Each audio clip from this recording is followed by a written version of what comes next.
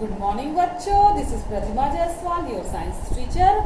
Today's 6th class online video, subject science. And this chapter.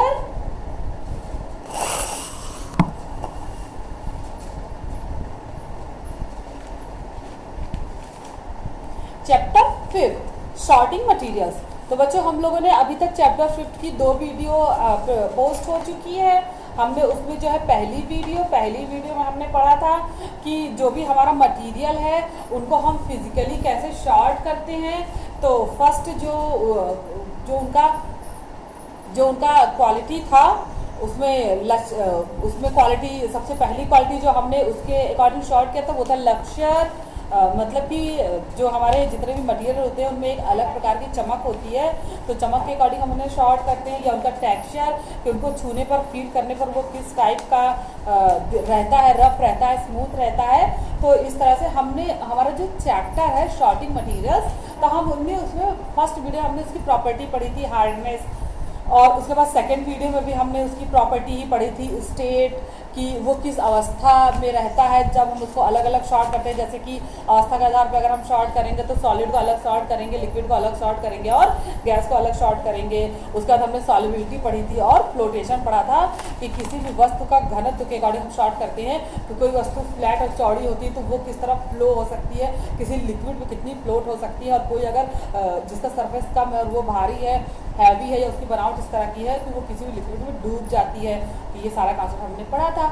उसी क्रम में हमें जो तीसरा वीडियो हमारा है इसमें हम क्या पढ़ेंगे, हमारे जो मटेरियल्स हैं उनकी प्रॉपर्टी में हम क्या पढ़ेंगे, मैग्नेटिक प्रॉपर्टी. जो हमारा ये चैप्टर है, चैप्टर की जो थर्ड वीडियो है वो हम उसमें बच्चों क्या पढ़ेंगे, मैग्नेटिक प्रॉपर्टी के बारे में पढ़ेंगे. मैग्नेटिक प्रॉपर्टी और कंडक्टिविटी.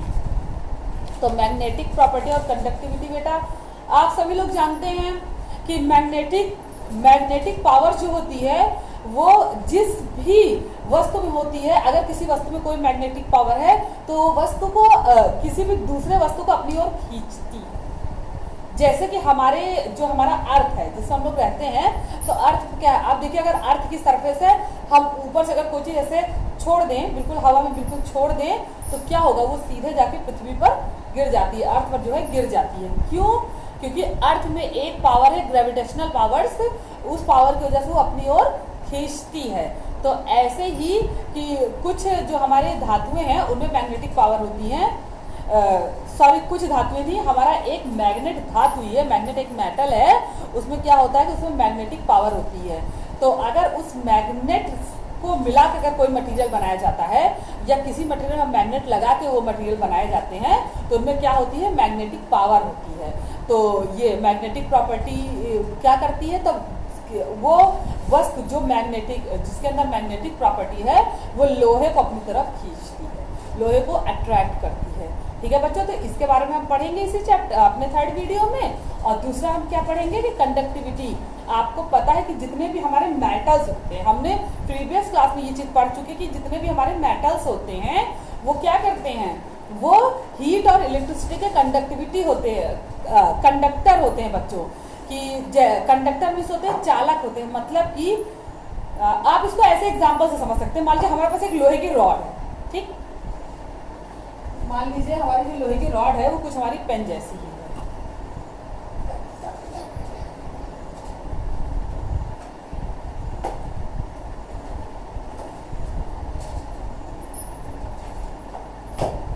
जैसे कि हमारा ये मार्कर है, तो हमारी रॉड जो है वो कुछ इस तरह की होगी.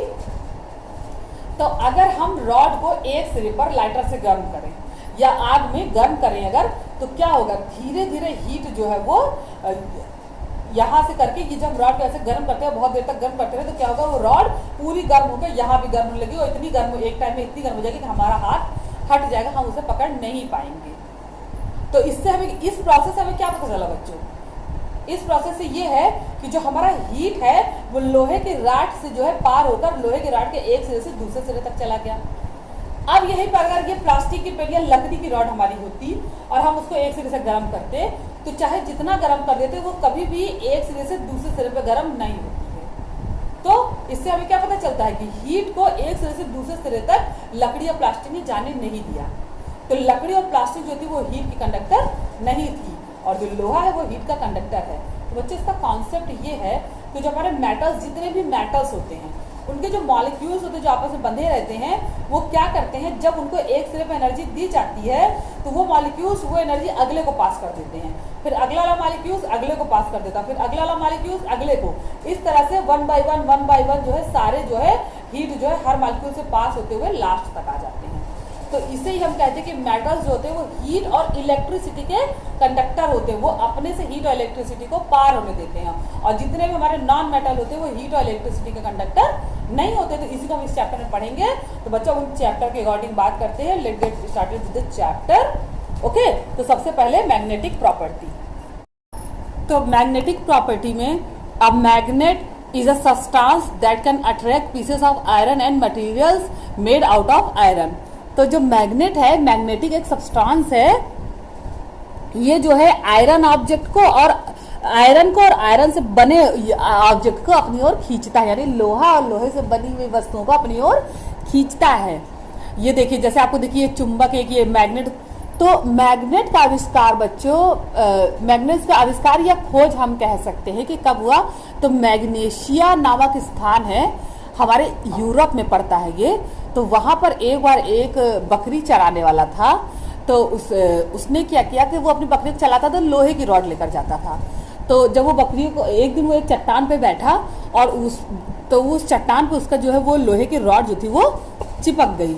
तो उसने फिर, उस टाइम राजाओं का शासन था, उसने अपने राजा को बताया कि देखिए कुछ इस तरह का सब्सटेंस है, इस तरह की एक चट्टान है जहाँ पे लोहा का रॉड जब मैं मारता हूँ, स्ट्राइक करता हूँ, हिट करता हूँ, तो वो लोहे की रॉड उस चट्टान से चिपक जाती है। तो फिर राजा ने अपने सैनिकों को भेजा, तो फिर वहाँ पे उसको उससे कुछ पार्ट खोद कर राजा के सामने लाया गया। फिर उसका जो है वो राजा ने, उस टाइम राजाओं का शासन था, आई थिंक ये जो मैग्नेशिया जगह यूनान में पड़ता है, तो वहाँ के राजा ने इसे फिर वहाँ के जो बुद्धिजीवी या जो और अपने सभासदों को दिखाया। तो उस टाइम में दुनिया नहीं जान पाई कि मैग्नेट एक ऐसा सब्सटेंस है जो मैग्नेट को, लोहे को अट्रैक्ट करता है। फिर समय के साथ बहुत सालों बाद जो है 1800 ईस्वी में हमारे साइंटिस्ट, फ्रांस के एक साइंटिस्ट ने हमें मैग्नेट के प्रॉपर्टी से इंट्रोड्यूस करवाया कि मैग्नेट में आयरन को अट्रैक्ट करने का जो है पावर होता है, और मैग्नेट जहाँ भी होता है वो एक मैग्नेटिक फील्ड प्रोड्यूस करता है। तो इस टाइप की जो उसकी प्रॉपर्टीज थी उससे हमें इंट्रोड्यूस करवाया। तो इसकी हिस्ट्री जो है आप फर्दर क्लासेस में पढ़ेंगे, नेक्स्ट क्लासेस में आप इसको पढ़ेंगे। तो फिलहाल हम अपने चैप्टर पे आते हैं। तो जो मैग्नेट है वो क्या करता है, आयरन या आयरन से बने ऑब्जेक्ट को अट्रैक्ट करता है। तो based on the attraction of materials toward a magnet they can be classified into 2 categories. तो मैग्नेट की तरफ ऑब्जेक्ट के अट्रैक्ट होने के कारण इनको हम 2 कैटेगरी में डिवाइड करते हैं। सबसे पहला मैग्नेटिक कैटेगरी और दूसरा जो है नॉन मैग्नेटिक। तो बच्चों जैसा कि नाम से ही हमको पता चल रहा है कि materials that can get attract towards a magnet are known as magnetic materials. Means वो मटेरियल्स जो मैग्नेट की तरफ अट्रैक्ट होती हैं वो सभी क्या है, मैग्नेटिक मटेरियल्स हैं।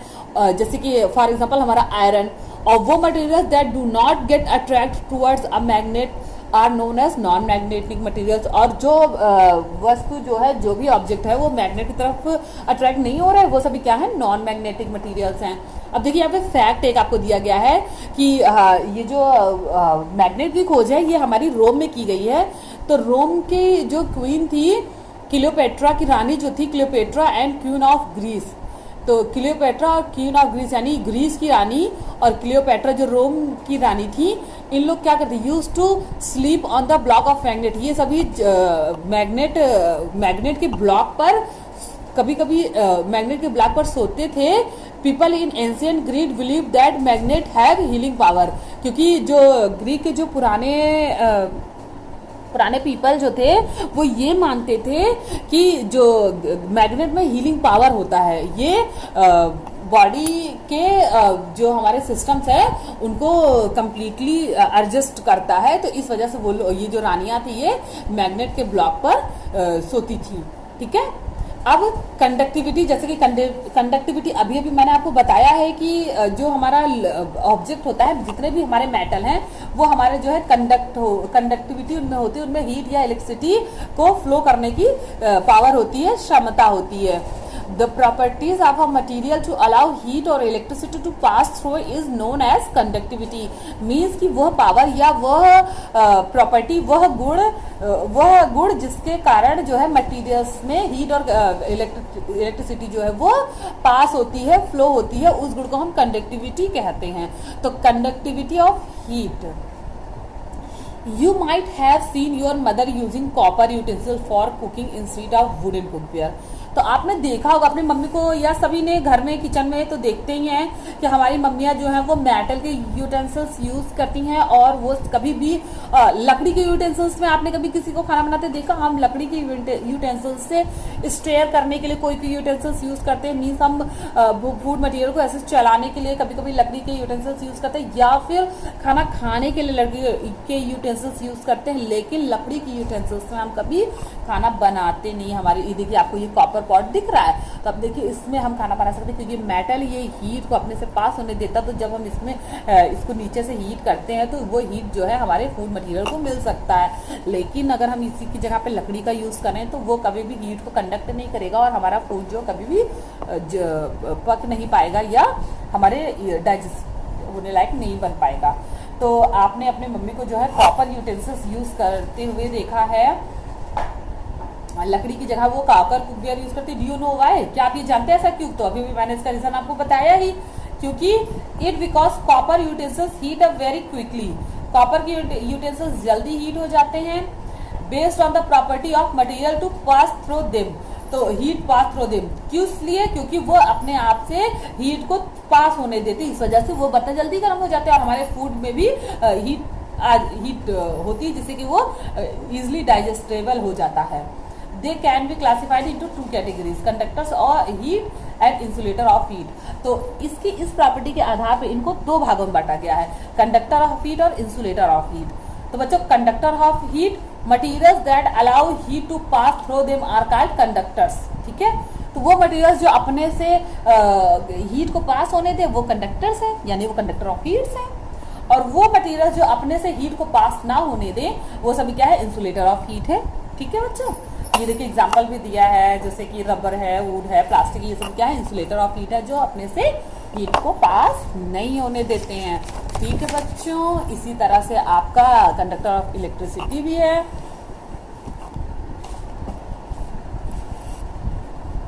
ये देखिए, based on the property of materials to pass electricity through them they can be classified into two categories. तो इलेक्ट्रिसिटी को पास होने के आधार पर भी टू कैटेगरी में डिवाइड किया गया है वो हमारे मटेरियल्स को। पहला कंडक्टर ऑफ इलेक्ट्रिसिटी और दूसरा insulator of electricity. Same position, जैसे अगर वो हीट को पास होने देता है तो कंडक्टर ऑफ हीट होता है, वैसे ही अगर मेटल जो है वो इलेक्ट्रिसिटी को अपने से पास होने देता तो वो कंडक्टर ऑफ इलेक्ट्रिसिटी है, और जो नहीं पास होने देता वो इंसुलेटर ऑफ इलेक्ट्रिसिटी है। ठीक है बच्चों, तो इसके एग्जाम्पल भी हम देख सकते हैं, जैसे कि कॉपर, आयरन, ये सभी क्या है? इलेक्ट्रिसिटी के कंडक्टर हैं। इसीलिए हमारा जो आप देखिए वायर्स बने होते हैं, देखिए वायर्स हैं, वायर के अंदर ये देखिए ये कॉपर तार लगा होता है, इसके अंदर कॉपर तार लगा होता है, और ऊपर जो है प्लास्टिक की कोटिंग रहती है, जिससे कि कोई हार्म ना हो। और इसमें कॉपर या आयरन का तार पड़ा होता है। ठीक है बच्चों, for instance electric appliances are connected by copper wires. तो यही बात मैं आपको बता रही हूँ, अभी भी मैंने बताया, ये यहाँ पे लिखी है कि इलेक्ट्रिक जो वायर है वो कॉपर वायर से, इलेक्ट्रिक जो वायर है वो कॉपर वायर उसमें होता है। तो electric sources because copper is a good conductor, copper एक गुड कंडक्टर है इलेक्ट्रिसिटी का, इसलिए कॉपर का हम ज्यादा से ज्यादा यूज किया जाता है इलेक्ट्रिक वायर में। But these wires have the outer covering of plastic, लेकिन इन वायर को प्लास्टिक से कवर कर दिया जाता है। क्यों? क्योंकि प्लास्टिक जो वो इलेक्ट्रिसिटी की इंसुलेटर है, तो जब वो विच इज इंसुलेटर, वो इंसुलेटर है, तो इस वजह से वो है किसी भी हार्म को रोक देती है। ठीक है, to prevent us from getting an electric shock, वो हमें इलेक्ट्रिक शॉक से बचाती है, क्योंकि जब हम प्लास्टिक कवर से उसको कवर कर देते हैं तो वो हमें प्लास्टिक वो हमें इंसुलेटर होती है तो हमें इलेक्ट्रिसिटी के शॉक से बचाती है। अब देखिए यहाँ पे नो द फैक्ट भी हम पढ़ लेते हैं। Human body is a conductor of electricity, और जो हमारी ह्यूमन बॉडी है वो भी इलेक्ट्रिसिटी की कंडक्टर है बच्चों। इसीलिए जब ह्यूमंस किसी का छू लेते हैं इलेक्ट्रिक वायर को तो उन्हें करंट लग जाते हैं। अगर कहीं वो वायर प्लास्टिक की कोटिंग ना हो, प्लास्टिक कोटिंग हट गई हो और वहाँ पे वायर से हमारा हाथ छू जाए तो हमें करंट लग जाता है। ठीक है, अब ये फैक्ट भी हम पढ़ लेते, वॉच आउट। ये नो द फैक्ट नहीं है। अब हम पढ़ेंगे रिवाइज एंड रिकॉल बच्चों। तो इसमें क्या करना है, ट्रू फॉल्स लगाना, द स्टेटमेंट ट्रू और फॉल्स। तो हमें बताना है कि कौन सही है कौन गलत है। तो सबसे पहले sand is a soluble in water, तो क्या रेत हम पानी में घोल सकते हैं? तो बच्चे ये बात फॉल्स है, क्योंकि रेत कभी भी पानी में घुल सकती ही नहीं है, तो ये फॉल्स। उसके बाद दूसरा, iron is a magnetic material, iron एक मैग्नेटिक मटेरियल, तो सही बात है, क्योंकि अभी अभी हमने पीछे पढ़ा है कि मैग्नेटिक आयरन को अट्रैक्ट करता है, तो iron is a magnetic material, तो ये बात ट्रू है। फिर rubber is a conductor of heat, तो रबर जो है हीट का कंडक्टर, तो ये तो बिल्कुल गलत है, क्योंकि अभी हमने heat of insulator of heat में हमने रबर का एग्जांपल पढ़ा था, क्योंकि रबर अपने से हीट को पास नहीं होने देता, इसलिए ये बात जो है फॉल्स है। Third number false. Fourth number, word wood is an insulator of electricity, लकड़ी जो है वो इलेक्ट्रिसिटी का इंसुलेटर थी, बात बिल्कुल सही है, क्योंकि लकड़ी अपने से इंसुलेटर को बाहर नहीं होने देता है, तो ये बात ट्रू है। चलिए अब ट्रांसपेरेंसी। अब देखिए बहुत से मटेरियल, अब देखिए जैसे यहाँ फिगर दिया हुआ है, इसमें क्या है इसमें देखिए आपको कुछ जो है एक ग्लास है, तो इसमें क्या है कि आपको इसके टॉयज जो है उसके अंदर रखे गए हैं, जैसे 3 गिलास हैं, 3 गिलास अंदर टॉयज रखे गए हैं। तो देखिए पहले गिलास में जो टॉयज है बिल्कुल साफ साफ दिख रहा है, मतलब कि ये जो ऑब्जेक्ट ट्रांसपेरेंट है, ये अपने अंदर से अपने अंदर की चीजों को देखने देता है, अपने अंदर की चीजों को जो है ये विजिबल कराता है, यानी कि ये ट्रांसपेरेंट मटेरियल है।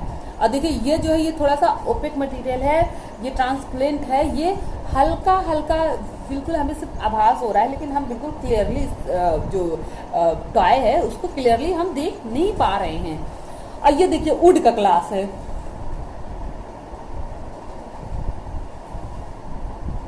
तो ये जो है ये बिल्कुल ही ट्रांसपेरेंट है, जैसे कि ये तो ट्रांसपेरेंट मटेरियल है, ये ओपेक मटेरियल हुआ और ये ट्रांसपेरेंट मटेरियल हुआ, मतलब कि इसके हम आर पार बिल्कुल भी देख नहीं सकते हैं। ठीक है, तो ये 3 तरह के मटेरियल हमारे मटेरियल के 3 कंसल्टेंसी को डिफाइन करते हैं कि देखिए मटेरियल ट्रांसपेरेंट हो सकता है, मटेरियल ओपेक हो सकता है, मटेरियल ट्रांसपेरेंट हो सकता है। ठीक है बच्चों, जैसे कि अब आइए हम उसको बुक के अकॉर्डिंग यहाँ पर पढ़ लेते हैं। तो देखिए कोई भी मटेरियल, जैसे कि अभी हमने ग्लास में देखा कि ट्वाइस, एक ग्लास है ट्वाइस पूरा पूरा विजिबल हो रहा था, दूसरे ग्लास में हल्का फुल्का आभास हो रहा था, तीसरे ग्लास में मुझे बिल्कुल भी नहीं दिख रहा था ट्वाइस। ठीक है, तो depending on the amount of light that pass through material, they can be classified into 3 categories. तो बच्चों ऐसा क्यों हुआ? क्योंकि उस ग्लास से जितनी लाइट पास हो रही थी, तो जब लाइट जो है जिस ग्लास से लाइट पूरी पूरी पास हो जा रही थी वो ट्रांसपेरेंट था, उससे हमें ट्वाइस दिख रहा था, और जिससे लाइट हल्की फुल्की पास हो रही थी वो ओपेक मटेरियल था, जिसमें हमें हल्का हल्का दिख रहा था। और एक जो है जिससे लाइट बिल्कुल पास नहीं हो रही थी, वुड वाला जो ग्लास था, तो उससे वो ट्रांसपेरेंट मटेरियल था, उससे हमें बिल्कुल भी ट्वाइस नहीं दिख रहा था। तो इसी के लाइट के पास होने की क्वालिटी के आधार पर जो है हम मटेरियल को 3 कैटेगरी में बांट सकते हैं, ट्रांसपेरेंट, ट्रांसकुलेंट एंड ओपिक। ठीक, तो this property is known and transparency, तो इस प्रॉपर्टी को हम क्या कहते हैं? ट्रांसपेरेंसी कहते हैं, कि किसी भी पदार्थ की ट्रांसपेरेंसी कितनी है। We can see the clearly through transparent materials, for example air. तो देखिए ट्रांसपेरेंट मटेरियल क्या होंगे? Materials that allow light to pass through them completely, तो वो मटेरियल जिससे कि लाइट कंप्लीटली पास हो जाए उसे हम ट्रांसपेरेंट मटेरियल कहते हैं। उसका एग्जांपल बच्चों जैसे कि एयर है, एयर के देखिए आर पार हम सब देख सकते हैं, क्लियर ग्लास हो गया, वाटर हो गया, ये सभी क्या है? ट्रांसपेरेंट मटेरियल है। ठीक है, पॉलीथीन, सेलोफिन पन्नी जो होती है वो सभी क्या है? ट्रांसपेरेंट मटेरियल है। ठीक, और material that do not allow light to pass through them, और वो मटेरियल जो लाइट को बिल्कुल भी पास ना होने तो उसे हम कहते हैं material that do not allow light to pass through them at all are called opaque material. We cannot see through opaque material at all. For example wood, stone और cardboard, ये सभी क्या है? opaque material, इनके आर पार हम देख नहीं सकते हैं। और material that allow light to pass through them partially आर्काइड, और जब लाइट को पार्शियली जो है ट्रांसपेरेंट करता है कोई मटेरियल, लाइट को पार्शियली जो है वो पास करता है कोई मटेरियल, तो उसे हम ट्रांसकुलेंट मटेरियल कहते हैं। उसमें क्या है कि थोड़े लाइट पास होती है, थोड़ी नहीं होती है। तो we can see through transparent material but do not clearly. तो हम ट्रांसपेरेंट मटेरियल के आर पार देख सकते हैं, जैसे कि हमारा कागज हो गया, कपड़ा हो गया, तो उसके आर पार देख सकते हैं, लेकिन वो बहुत ज्यादा ट्रांसपेरेंसी से नहीं देख पाते हैं। तो देखिए उसका एग्जांपल दिया, जैसे कलर्ड ग्लास हो गया, बटर पेपर हो गया, फॉग हो गया, इन सब के क्या है कि हम आर पार बहुत क्लियरली नहीं देख पाते। तो ये सब ट्रांसपेरेंट मटेरियल हैं। तो बच्चों आपका ये चैप्टर कंप्लीट हो गया है। तो सभी लोग इसकी एक्सरसाइज कर लेंगे और इसकी सॉल्व एक्सरसाइज कल आपको ग्रुप में पोस्ट कर दी जाएगी। तब तक के लिए सभी लोग खुद हेल्प करेंगे, खुद मेहनत करेंगे, अपनी हेल्प स्वयं करेंगे और इस एक्सरसाइज को कंप्लीट करने की कोशिश करेंगे। ठीक है बच्चों, तो सभी लोग कोशिश करेंगे। इट मीन, और जो पीछे आपको रिवाइज एंड रिकॉल वगैरह है वो आप इसको चैप्टर के अकॉर्डिंग जो है कंप्लीट कर लेंगे। ठीक है बच्चों, कंप्लीट करके आप पोस्ट करेंगे और एक्सरसाइज को कंप्लीट करने की कोशिश करेंगे। अदरवाइज कल सॉल्व एक्सरसाइज आपको ग्रुप में पोस्ट कर दी जाएगी, तो आप अपना वर्क कंप्लीट कर लीजिएगा। आपका चैप्टर 5 खत्म हो गया। नेक्स्ट वीडियो में आपको चैप्टर 6 पढ़ाया जाएगा। ओके, तो good luck for your homework. Thank you.